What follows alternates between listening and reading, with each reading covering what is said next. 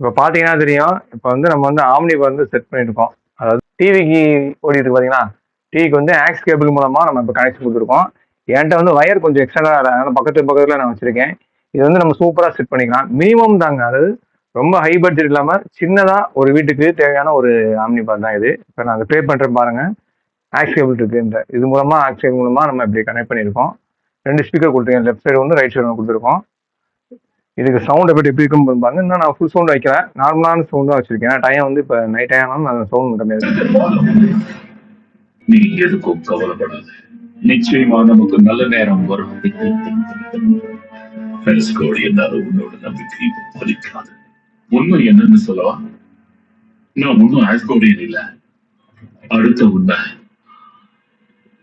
உனக்கு அதிர்ச்சி தர கொண்டு இந்த மாதிரி வந்து பார்த்தீங்கன்னா நம்ம வந்து இதில் கனெக்ட் பண்ணி யூஸ் பண்ணிக்க முடியும். இதோட ப்ரைஸ் பார்த்தீங்கன்னா ஜஸ்ட் வந்து 1400 தான். வெறும் ஆம்னி பார் மட்டும். அதுபோக 2 ஸ்பீக்கர் இருக்குது. இந்த 2 ஸ்பீக்கரும் சேர்த்து எடுத்தீங்கன்னா உங்களுக்கு வந்து 2400 வரும். ஸ்பீக்கர் இல்லாமல் வெறும் என்கிட்ட ஸ்பீக்கர் இருக்குது, வெறும் ஆம்னி பார் மட்டும் போதும்னா நீங்கள் 1400 கொடுத்து வாங்கிக்கலாம். பேசிக்கான இதுதான். ஆனால் உங்களுக்கு சவுண்ட் எஃபெக்ட் நல்லா இருக்குது. வேணும்னா ஸ்க்ரீனில் நம்பர் கால் பண்ணுங்கள். Thank you very much.